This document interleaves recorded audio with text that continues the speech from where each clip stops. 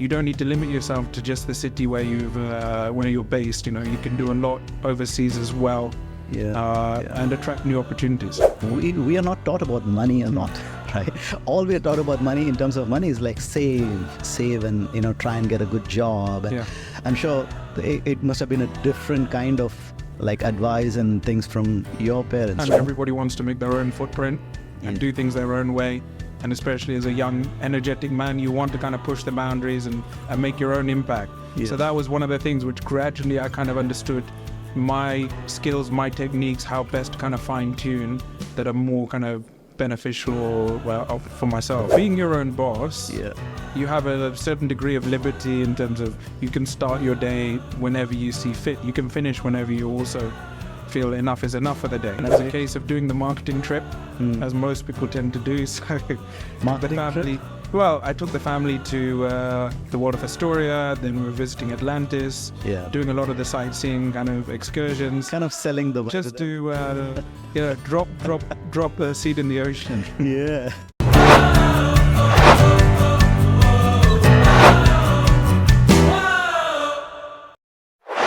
Ladies and gentlemen, boys and girls, welcome to another episode of Be Your Own Boss. Business is more about who you know than what you know. Networking. And that's exactly our topic for the day today. Business networking, why to network, how to network. Because like they say, your network is your net worth. And we have today in our studio the guru of networking, especially business networking with high net worth individuals, corporates, and he's the specialist because he is the sales director at Capital Club Dubai. Dave Chaggar. Dave, welcome to the Be Your Own Boss podcast. Thank you very much. Pleasure to be here. So Dave, before we talk about Capital Club and before we talk about networking, let's talk about Dave Chaggar. So tell us about your parents, your siblings, where were you born? Tell us about your childhood memories. So I was born in a relatively small city called Leicestershire in the Midlands in the UK. So spent most of my childhood there. My family's originally East African Indian, so they moved across from Kenya and Tanzania, and then relocated to the UK. And effectively they had to start from scratch, like a lot of people from Kenya, Tanzania, Uganda, in terms of building up their business, going through apprenticeships, all of those different types of processes to get to where they got to. So over a period of 10, 15 years, they managed to kind of build their own business within the automotive sector. And I'm one of three children. I'm the eldest. Okay. I've got one brother and one sister. And during that process, then finished my education in the Midlands and then studied at St Andrews University in Scotland. Okay. So read economics and like most Asians, then went straight into the family business. Okay. And this was the automotive manufacturing business? Yeah, that's correct, yes. So it was always a case during the summer holidays, seeing your father and his brothers always working, within the factories. Then it was always exciting to be involved and to be involved in different parts of the manufacturing process. So that was always kind of a regular summer kind of vacation, holiday type of thing, combined with work, just to kind of learn the ropes. And then gradually that progressed into post-graduation, going straight in and taking much more of a senior role within the company. Okay. So as a child growing up, you must have seen your father and your uncles build the business right from scratch, right? Like you must have seen them struggle and... Yeah, I saw a lot of it. The very early days, I only remember hearing the stories in terms of how they started from absolute zero. But by the time I was born already, the business had started to establish itself to some degree. But it really started from nothing. Then steadily it was moving from one premises to then having multiple premises to then international manufacturing facilities. So it was kind of a gradual kind of phase up in terms of the expansion, and that we used to see. So thankfully or unthankfully, I didn't really get to spend that much time with my father as I was growing up because he was always traveling for business. But it was always good as inspiration to see that, okay, you don't need to limit yourself to just the city where you're based. You can do a lot overseas as well, and attract new opportunities. How was that environment at home like? What were the dinner conversations like when you're in that environment where like your father and your uncles are like always busy building that business and growing it, expanding it globally? Well, I think because we were surrounded by a certain degree of wealth and affluence, and always building our own properties and very much focused on the upscale, it was a case of, Daddy, can we get the new S-Class, or can we get the new Porsche, or whatever it may be? It was always a case of trying to see if we could kind of enjoy our lives a little bit more. And as children growing up, obviously you like the toys and all the fringe benefits of being successful. Yes. But it was very much kind of an energetic environment in terms of seeing the hard work that is involved and then how you can enjoy your lifestyle as a result. What did you like want to be when you were growing up? So I was never really cut out for medicine or, going down the legal route, for argument's sake. So it was always a case of business, being surrounded by that from a young age. It was always our ambition to kind of take the legacy to the next step in terms of the family business. So that was always the aspiration to kind of really take the business from where it is to then the next level. And I guess university was just part of that process. Finish those important critical years of studies and then try and add value in terms of kind of making the business more global in a way. So that was always the intention, There's a big difference between the kind of environment that you've had like growing up and the kind of education that you've had at home, right from the family, versus the kind of environment other people have, like someone like me who've, I don't come from a rich background or something. I come from like a really, I struggled my way up here. So the learnings are different. People in my kind of families, we are not taught about money a lot, right?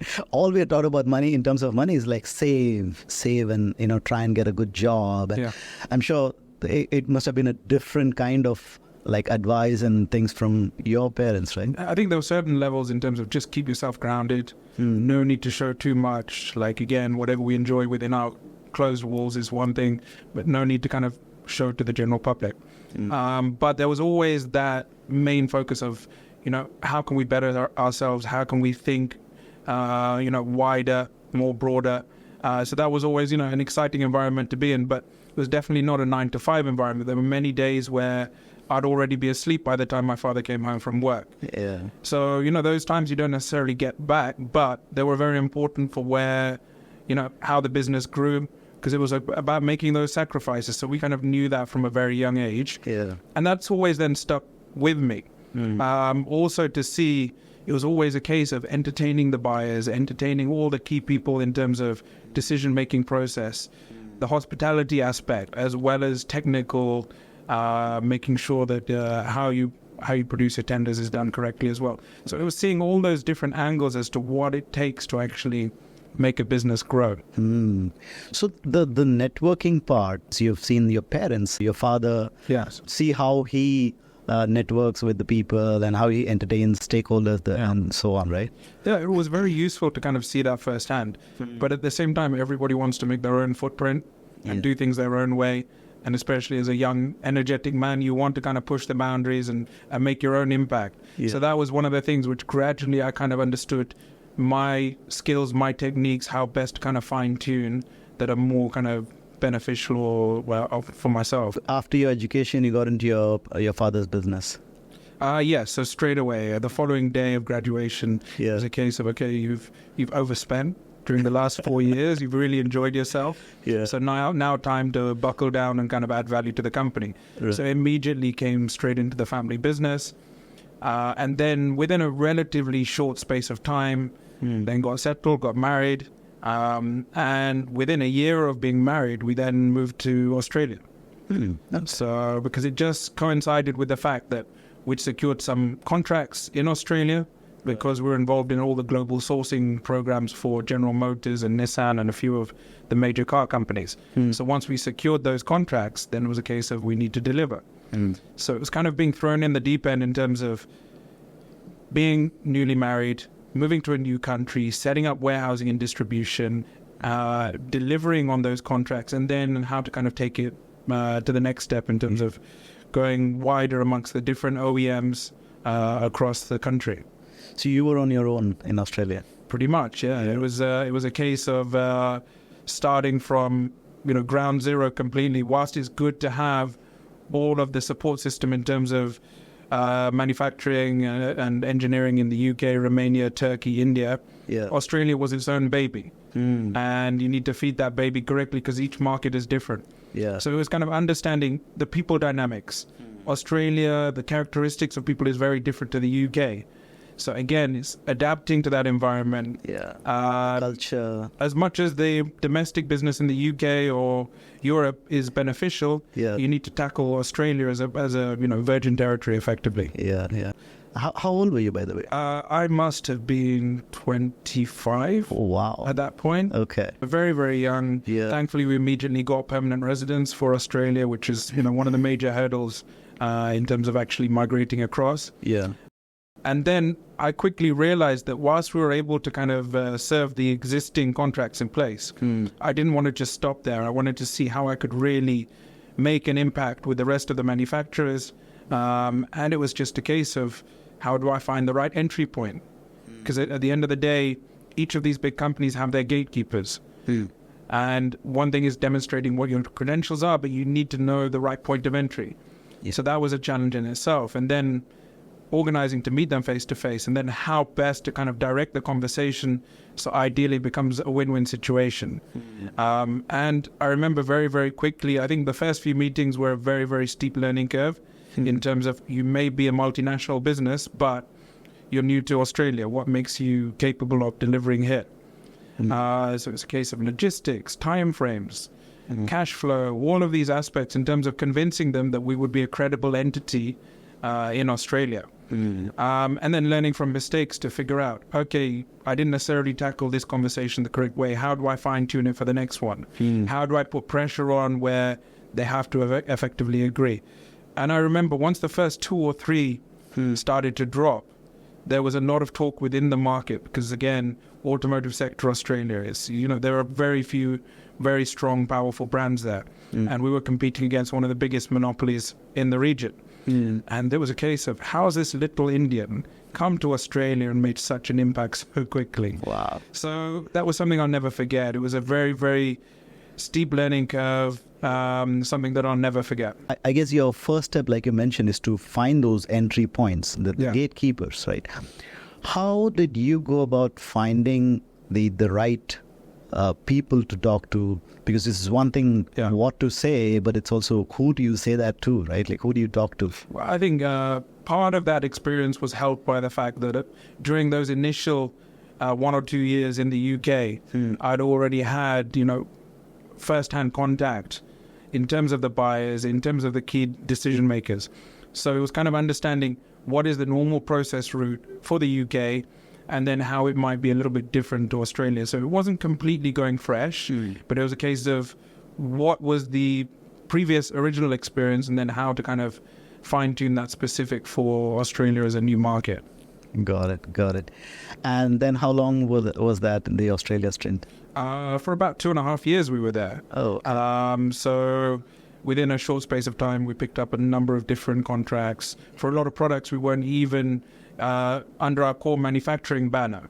So it was a case of the fact that we had all the accreditations and approvals, how to kind of go to market and then offer other different types of products and services that would just add in terms of the bottom line for the company as well. Right. So then would you outsource the manufacturing of that you can't manufacture yourself? Exactly. So a lot of it was a case of identifying the correct sub-manufacturing plants, making sure the correct R&D and engineering was done behind the scenes. So it kind of everything went smoothly and it built trust across the board. So it was a very, very interesting learning curve. And alongside that, also focusing on the aftermarket. E-commerce was still very, very new at that time. And whilst it was a booming sector in the UK, Australia was still, several years behind. So it was also riding that wave as well in terms of the direct sales, aftermarket supply.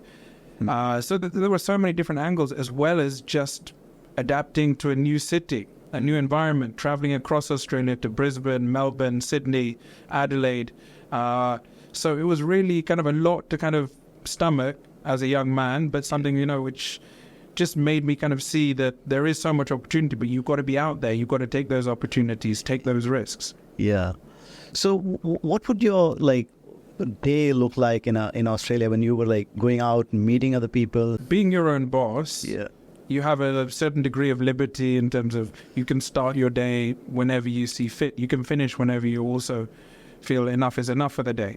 Yeah. So there wasn't really a set routine, because normally by about 8:30, 9, work would start, but then some days it would be till late evenings as well, especially when travel was involved. Yeah. So there was no one-size-fits-all in terms of a daily routine. As much as possible, just to try and keep weekends free, to kind of keep some balance, and also just take in all the new surroundings and kind of feel settled as well, because that in itself, can take some people, some degree of time in terms of adjusting to the lifestyle. How is networking different in Australia compared to the UK? I mean, you were used to the UK environment. You grew up there. You were born there. But Australia was a new place, right? It's very different to how things are in the UAE.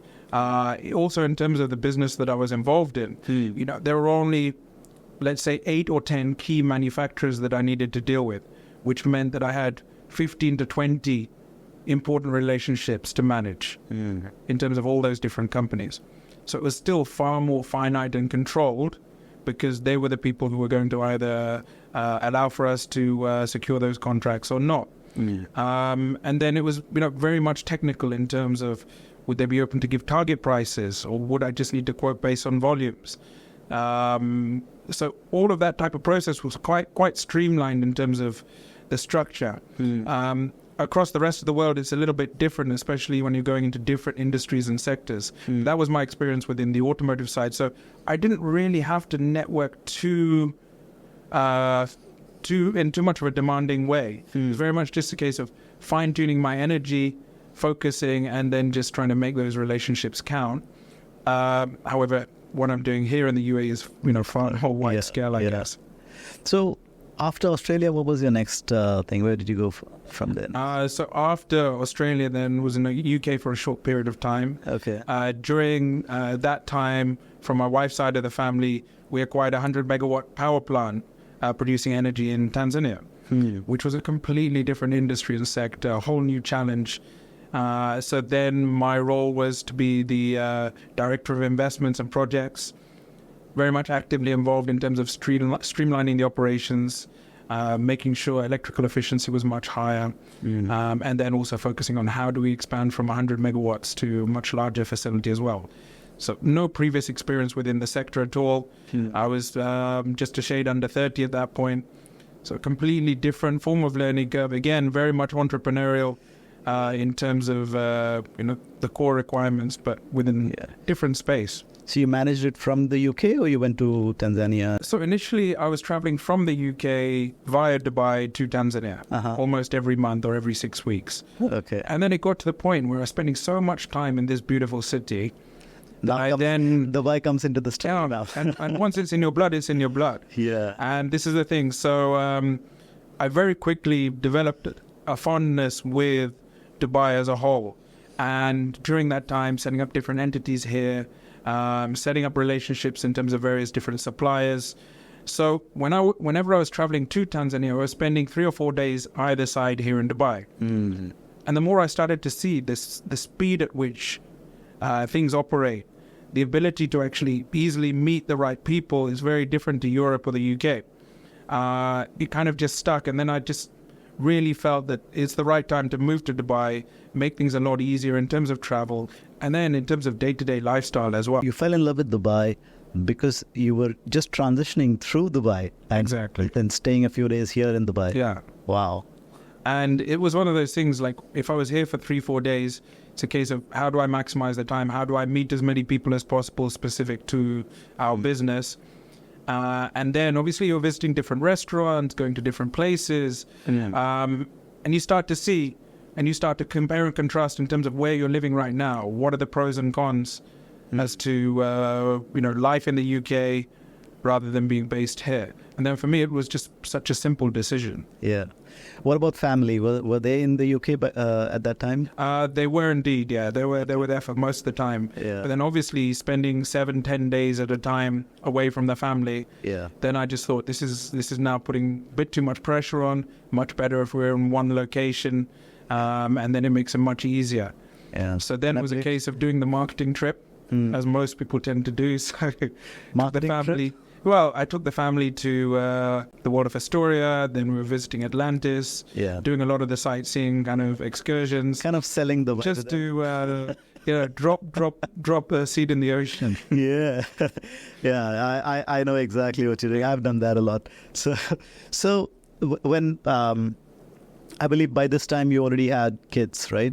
Exactly. Yes. Yeah. So it must have been like difficult staying away from the kids. Yeah, and they were very, very young.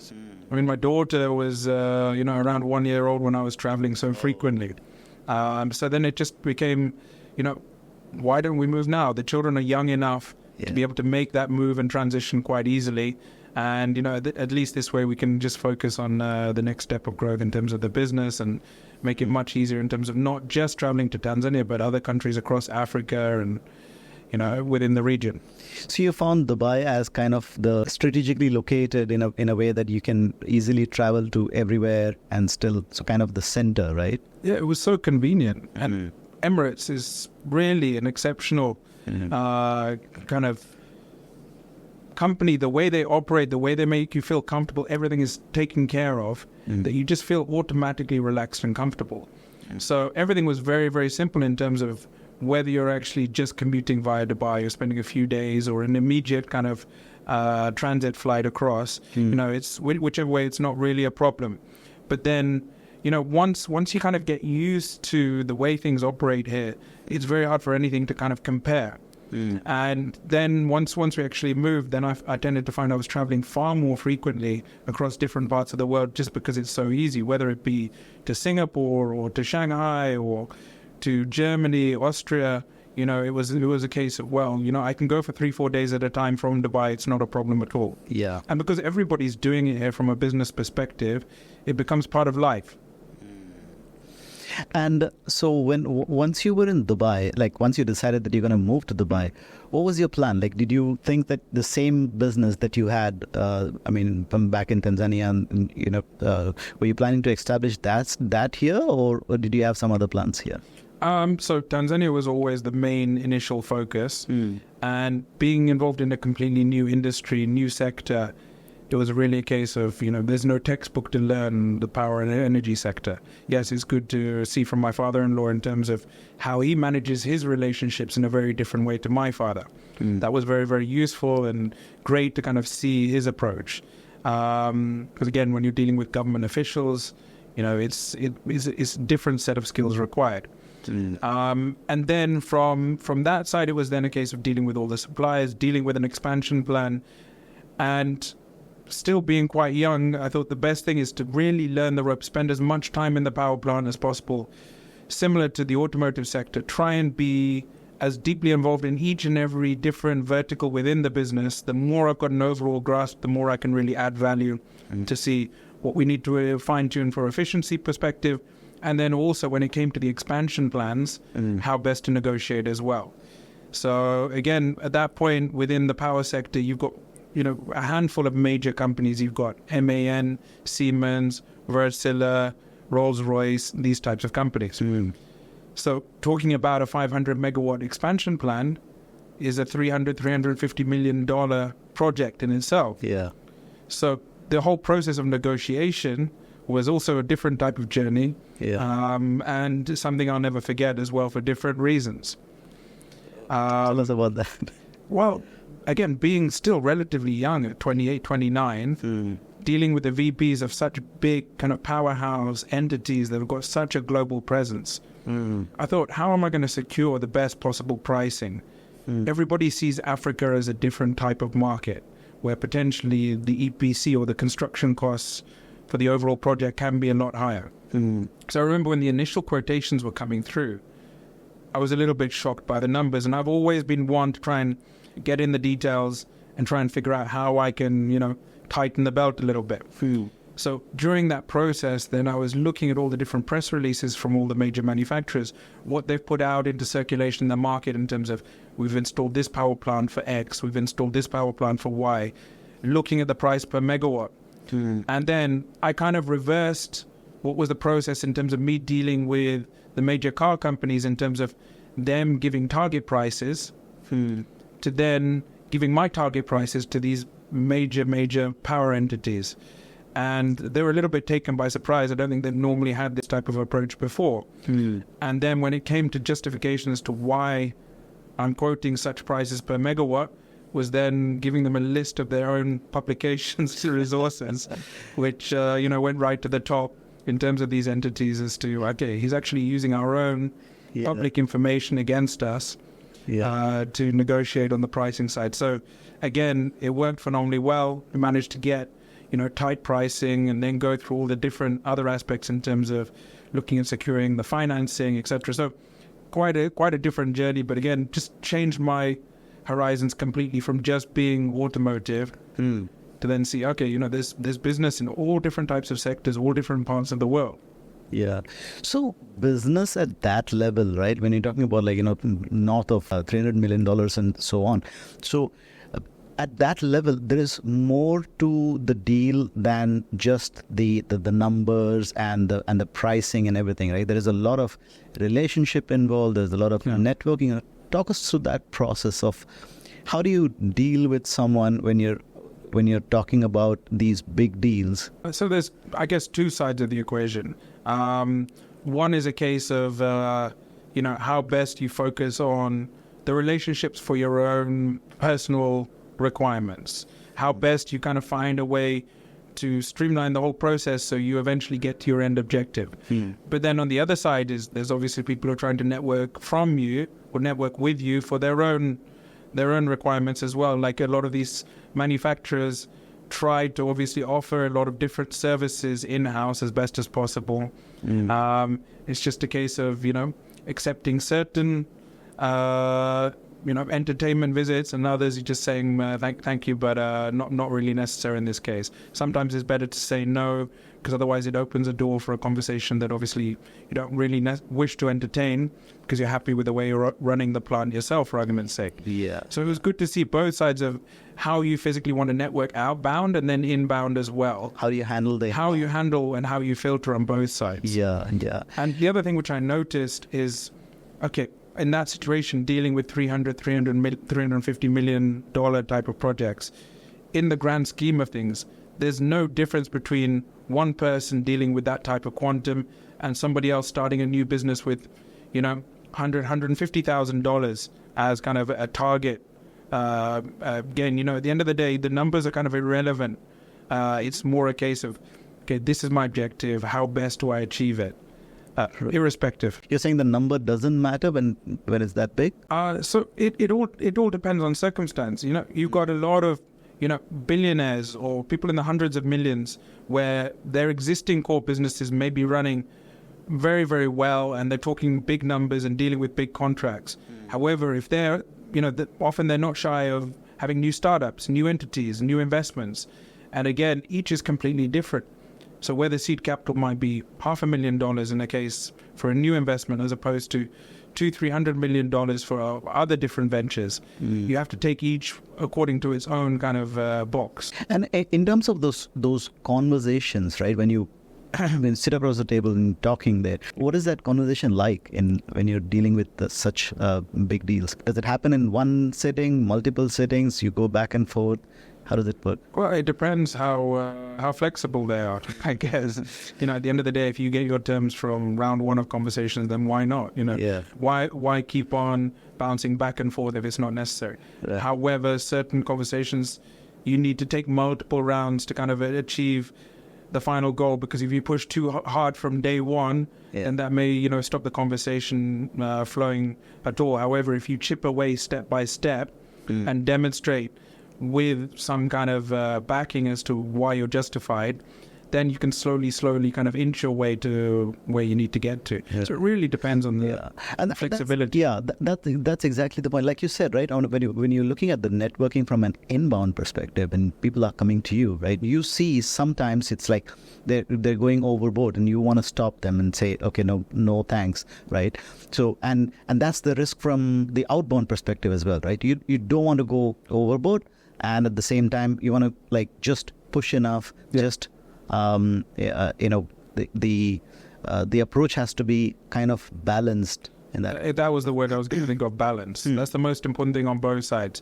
So again, when you're dealing with new clients, you've got to develop that rapport, you've got to develop that comfort, and part of that comes down to mutual respect and openness, and also showing as to where your capabilities are.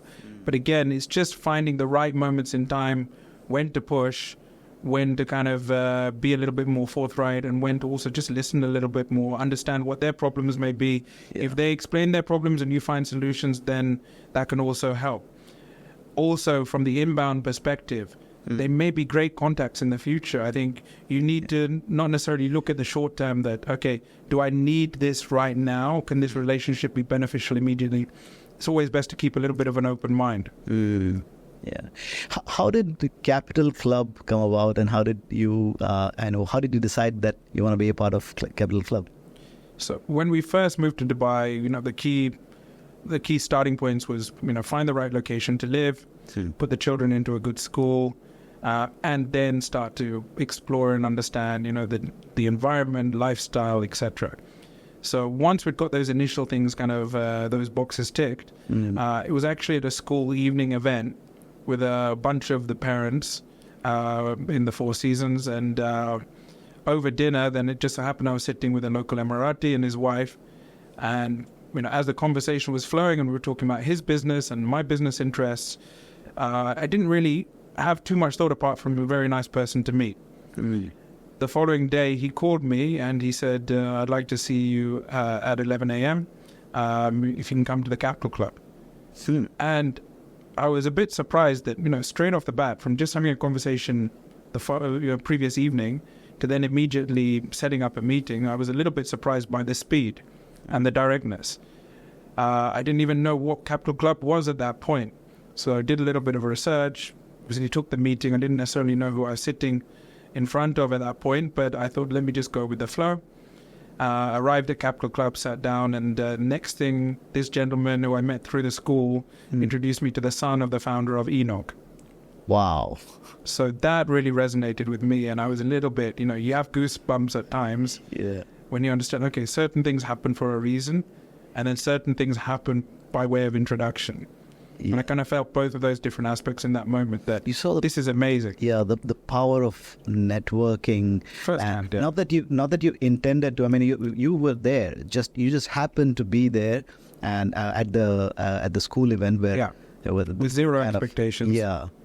But then I realized in Dubai especially, the culture is very different in the UK. Most people are a little bit closed off in terms of what they're doing with business, how things are progressing.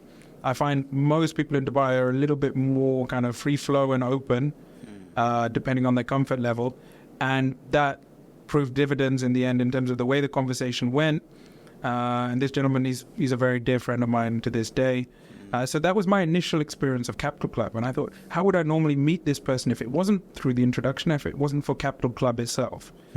So during that time, then I was also considering to actually be a member. In those early years, we'd already taken an office in Business Bay, so everything was set up, and then I was traveling so frequently. So it was always in my mind, but nothing I ended up actually proceeding with in terms of becoming a member there, because it was either travel or family, one of the two. And then it just so happened 4 years ago that the conversation came in terms of being the sales director for the club. Okay. And then I kind of had that eureka. So you were already member of the club for 4 years, and then no. So this was completely out of the blue in terms of the Capital Club were looking for a sales director. Then the conversation happened by way of introduction, and then the rest is history in a way, I guess. So because I just thought to myself, it's like I saw this firsthand 9 years ago as to the power of Capital Club in terms of meeting the right people and how that could benefit in terms of my business focus and their business focus to make it kind of a win-win situation. Yeah. So I thought, why not be doing that, not just within one sector or one industry, but kind of translate all those skills that I kind of started to develop over those earlier years, but here in Dubai for a lot of the higher level business community, a lot of the HNIs, to kind of try and figure out what could be the kind of weak points or the things that they'd like to find the right solution for, and how best to potentially add value. For the audience who are listening, and some of them who don't know what Capital Club is, can you just explain in brief what it is, what does it do, who does it benefit, and who should join? When you tend to go to some of these external events, you see people with a stack of business cards and just distributing them. It's like a lottery as to whether they're going to meet the right person or not. Inward initial investment, having some angel investors on board or some friends and family investment, that allows for, number one, running the business, to start growing the business, but then also showing track record that you have attracted investors.